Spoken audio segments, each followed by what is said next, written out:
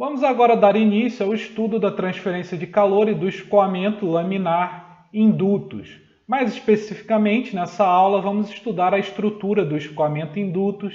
que nós vamos ver mais à frente, na consolidação dessa aula, que segue a mesma linha de raciocínio lá da teoria da camada limite, em que separa o escoamento em fases e em pedaços finitos diferentes que têm propriedades em particular. Para essa análise dessa aula, considere a situação física mostrada na direita da tela, em que nós temos um duto de placas planas paralelas, sobre a qual fazemos incidir um escoamento aqui na entrada, inicialmente uniforme de velocidade U maiúsculo. A separação entre as duas placas paralelas planas é D, essa dimensão D, né? E nós temos que logo próximo da entrada desse duto se forma essa zona achurada em azul, que na realidade é a zona que sente a influência do contato do escoamento, do contato do fluido com a parede sólida e, portanto, sente os efeitos viscosos e é desacelerada. Nós vamos então analisar, em um primeiro momento, essa zona próxima da entrada, utilizando a análise de escalas, tal qual havíamos feito anteriormente na análise da teoria da camada limite. Portanto, nós vamos tomar essa zona afetada pelos efeitos viscosos, essa zona em que o fluido está sendo desacelerado pela influência da parede, como sendo o nosso sistema para análise de escalas, né? Então, vamos empregar o princípio de conservação da massa e o princípio de conservação da quantidade de movimento linear na direção x, tal qual mostrados na esquerda da tela. Começando então pela conservação da massa, nós vamos ter que, para o nosso sistema, a análise de escalas do princípio de conservação da massa vai nos levar à conclusão de que a escala de V dividido pela escala de Y, que para esse nosso sistema aqui será a espessura dessa zona em que o fluido sente a desaceleração, sente os efeitos viscosos impostos pela parede, que nós estamos chamando essa espessura de delta. Então, a escala do dV dy será a escala de V dividido por delta, pela espessura dessa zona, que terá que ser da ordem de a escala de du dx, que será a escala de U, que será a velocidade do escoamento incidente, esse U maiúsculo, né? Dividido pela escala de x, que nós iremos tomar como esse comprimento L, que é a distância até o ponto de análise, até o ponto em que temos uma espessura da zona que sente o efeito viscoso, uma espessura delta, né? A distância desse ponto em que a espessura é delta, da entrada do duto, né? Então, a escala de x para esse nosso sistema será aquele L indicado na figura na direita da tela. De onde se tira a conclusão de que a escala de V será da ordem de delta dividido por L vezes o U maiúsculo, né? Vezes a velocidade do escoamento incidente. Por sua vez, o princípio de conservação da quantidade de movimento linear na direção x para um escoamento bidimensional, tal qual mostrado aqui, é repetido aqui. Nós já havíamos obtido essa equação em outras oportunidades, né? E nós vamos agora empregar a análise de escalas para esse sistema que estamos analisando nessa equação. Começando pelo primeiro termo inercial, termo esse que terá a escala de U vezes a escala de U, ou seja, a escala U maiúsculo elevado ao quadrado, dividido pela escala de x, que é L, tal qual já havíamos discutido anteriormente. Já o segundo termo inercial terá a escala de V, que nós já vimos aqui, que é delta sobre L vezes U, vezes a escala de U, o que vai fazer ser U ao quadrado aqui, dividido pela escala de Y, que nós já vimos que para esse sistema que estamos analisando é a espessura daquela zona afetada pelos efeitos viscosos, ou seja, é o delta. Nós temos aqui que a escala de delta cancela com a outra escala de y, o outro delta aqui, E nós chegamos à conclusão, então, que os dois termos inerciais têm a mesma escala, tem a escala U² dividido por L. Já o termo associado com o gradiente de pressão tem uma escala 1 sobre ρ, vezes a escala da variação de pressão ao longo dessa seção de duto próxima à entrada, dividido pela escala de x, que é L. Já o primeiro termo viscoso, o termo viscoso na direção horizontal, na direção longitudinal do duto, ele terá a ordem de grandeza dada por νi, a viscosidade cinemática, vezes U, a velocidade incidente na entrada do duto, dividido pela escala de x elevado ao quadrado, ou seja, L elevado ao quadrado. Por sua vez, o segundo termo viscoso, o termo viscoso na direção vertical, na direção y, será da ordem de νi, a viscosidade cinemática, vezes U, dividido por δ², que é a escala de y, a espessura dessa zona afetada pelos efeitos viscosos. Multiplicando então cada uma dessas escalas por δ², dividido por νi vezes U, nós obtemos, após rearranjar, nós obtemos que os dois termos inerciais têm uma ordem de grandeza dada por U vezes L sobre νi, multiplicada por δ elevado ao quadrado, dividido por L ao quadrado. Já esse termo associado com o gradiente de pressão, ele terá uma escala após rearranjar, dada por ΔP, dividido por ρ U², vezes U vezes L sobre νi, vezes δ² sobre L², já o primeiro termo viscoso, o termo viscoso na direção x, na direção longitudinal do nosso canal, do nosso duto, ele terá simplesmente a ordem dada por δ² dividido por L², enquanto pela própria multiplicação desse fator aqui já indica, a ordem, após a multiplicação desse fator, a ordem do segundo termo viscoso, do termo viscoso na direção y, passará a ser uma ordem unitária, passará a ser 1. Essas escalas que se apresentaram aqui são muito familiares, principalmente se nós reconhecermos esse termo, esse U vezes L sobre νi, como sendo um Reynolds baseado em L. Essas escalas são as mesmas que apareceram lá na nossa análise da teoria da camada limite. Portanto, se nós empregarmos o mesmo postulado, ou seja, que a espessura dessa zona afetada pelos efeitos viscosos é muito menor do que esse comprimento, do que essa escala na direção x, esse comprimento L, desse ponto de análise até a entrada do duto, essa distância do ponto de análise até a entrada do duto, se nós adotarmos então esse postulado, nós vamos ter que, de análises anteriores, e que pode ser obtido também a partir da análise dessas escalas, que esse termo viscoso na direção longitudinal é desprezível, ele é da ordem de zero, pelo menos em comparação com outro termo viscoso, o termo viscoso na direção y, e que, por sua vez, δ sobre L é da ordem de Reynolds baseado em L, elevado a menos meio. De onde se tira, novamente, que o postulado, então, é válido se nós tivermos um Reynolds baseado em L muito maior do que 1. Dessa forma, nós temos que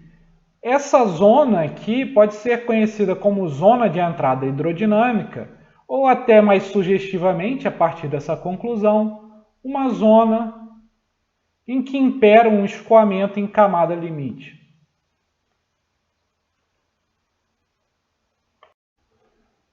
A partir da análise de escalas que acabamos de realizar, podemos chegar à conclusão de que a espessura dessa zona de fluido, que é desacelerada pela interação viscosa com as paredes sólidas, tanto superior quanto inferior do duto, A espessura, então, dessa camada limite que se desenvolve adjacente a essas paredes é de alguma forma proporcional à distância do ponto de análise até a entrada do duto elevada a meio.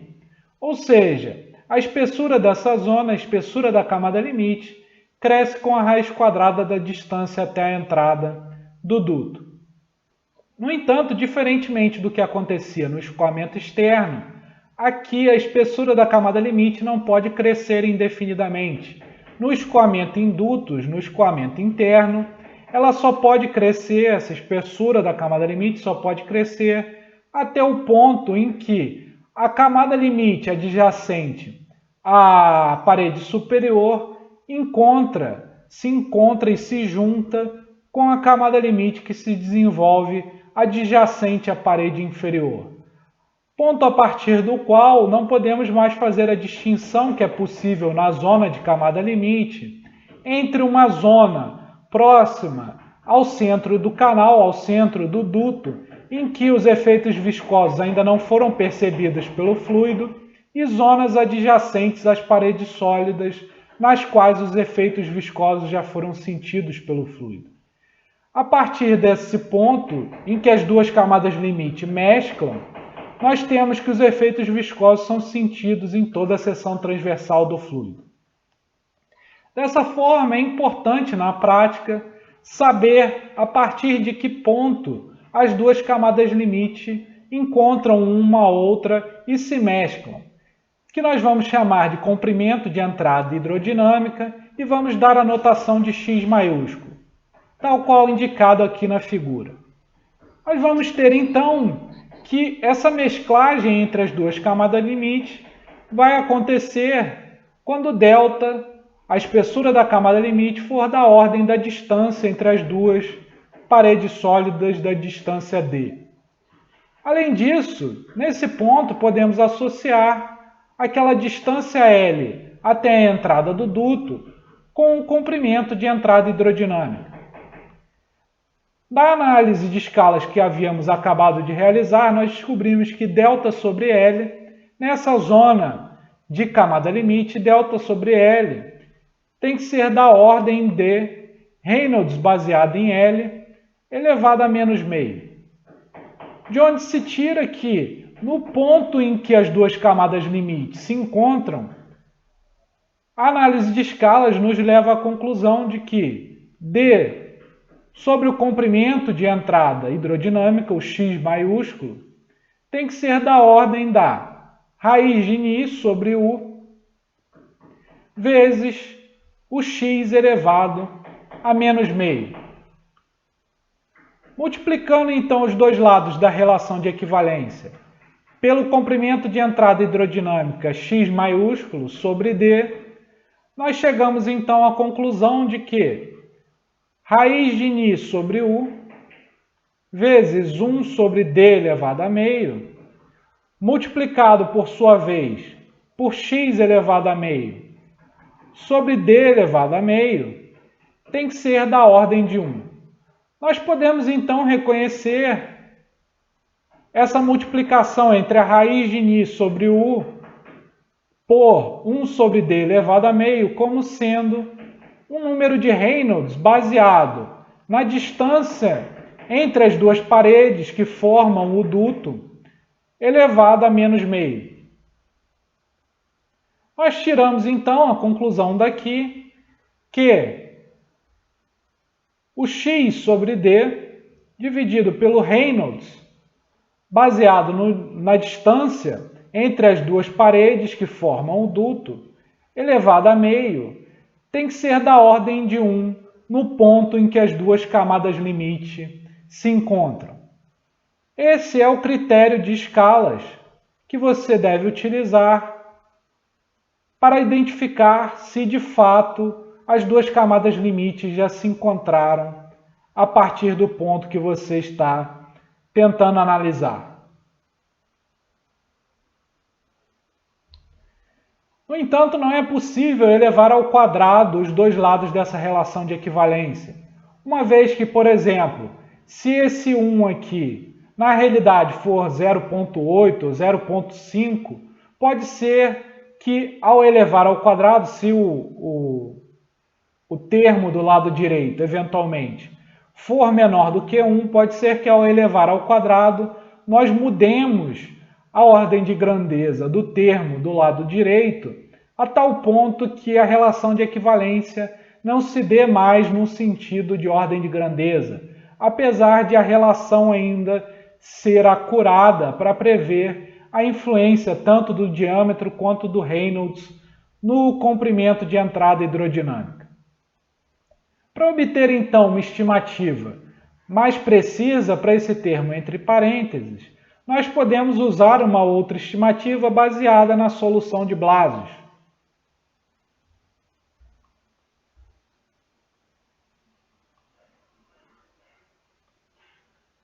Lembrando que é apenas uma estimativa.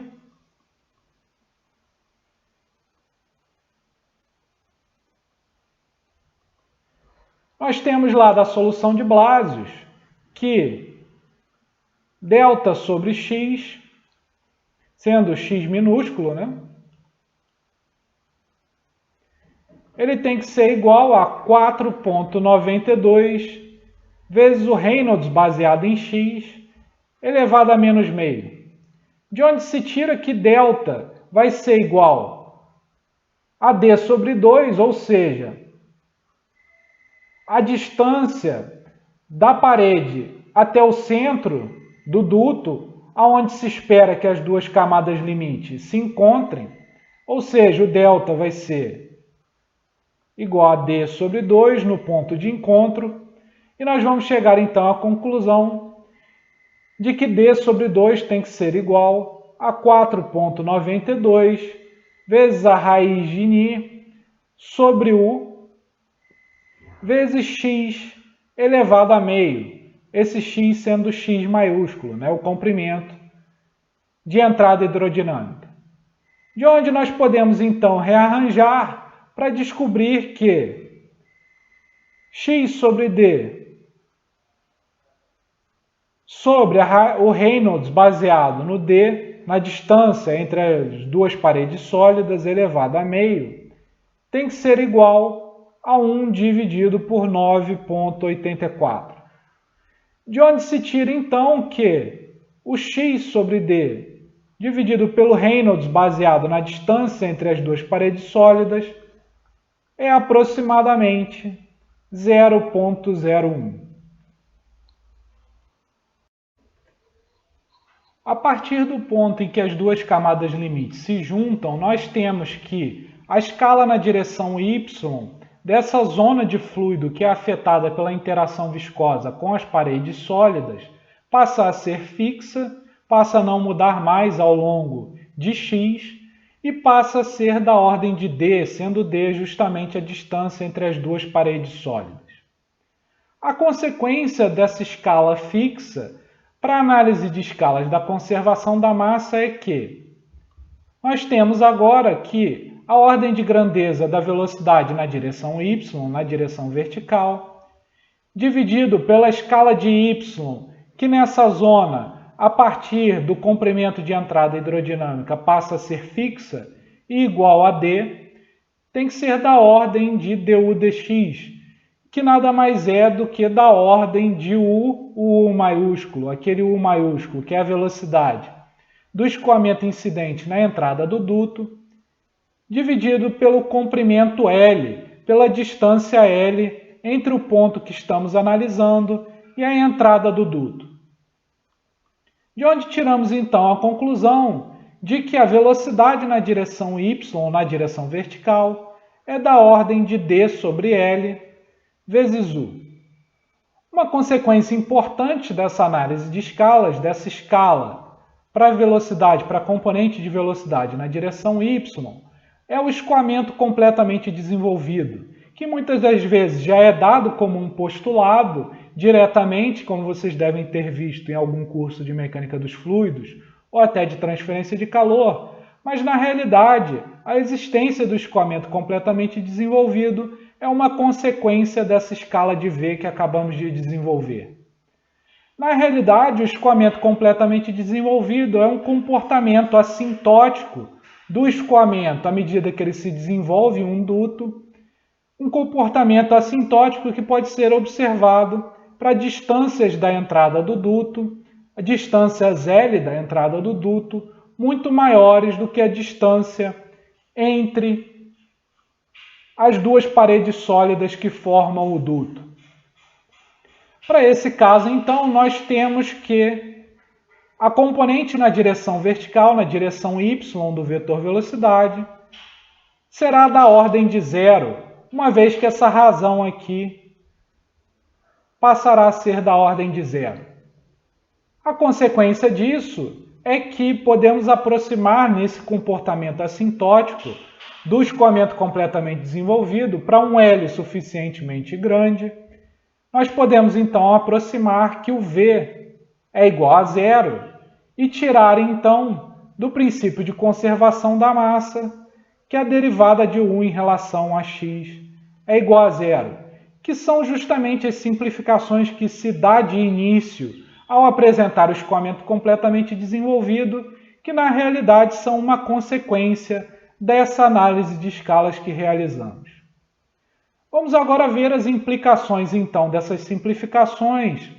no princípio primeiro, no princípio de conservação da quantidade de movimento linear na direção y. Como nós temos que o v, a componente na direção y do vetor velocidade, para o caso de escoamento completamente desenvolvido, o v é igual a zero, nós vamos ter que os dois termos inerciais do lado esquerdo, no princípio de conservação da quantidade de movimento linear na direção y, eles vão ser nulos. O mesmo pode ser dito dos dois termos viscosos do lado direito da equação. Portanto, tiramos a conclusão de que, nesse comportamento assintótico, nesse escoamento completamente desenvolvido, a derivada da pressão em relação a y é igual a zero, de onde se tira então que a pressão é uma função apenas de x, é uma função apenas da coordenada na direção longitudinal do duto. Já o princípio de conservação da quantidade de movimento linear na direção x pode ser simplificado utilizando primeiro o fato de que para escoamentos completamente desenvolvidos a derivada de U em relação a x passa a ser zero, ou seja, o U deixa de variar com a direção longitudinal,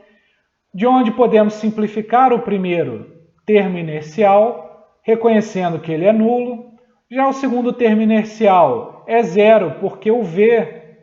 é zero no escoamento completamente desenvolvido. Como o U deixou de variar na direção x, nós também podemos chegar à conclusão de que o termo viscoso na direção x, esse ni, vezes a derivada segunda de U em relação a x, é zero, de onde podemos então tirar que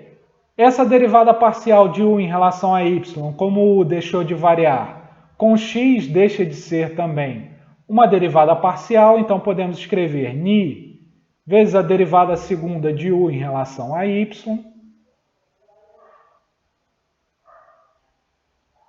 menos 1 sobre ρ, vezes a derivada parcial da pressão em relação a x, só que nós chegamos à conclusão de que a pressão só varia com x, não varia com y, então também podemos utilizar uma derivada ordinária e escrever dp dx, e isso terá que ser igual a zero. Então essa equação aqui terá de ser resolvida para a parte de escoamento completamente desenvolvido, que se inicia a partir do comprimento hidrodinâmico x maiúsculo. A partir desse ponto, então, nós temos a zona de escoamento completamente desenvolvido. Nós vemos aqui, então, que aquele mesmo raciocínio da camada limite, da teoria da camada limite, é válido. Nós podemos, no escoamento em dutos, separar o escoamento em zonas finitas que têm propriedades em particular que podem ser analisadas de maneira mais simplificada do que se tentássemos analisar o escoamento como um todo.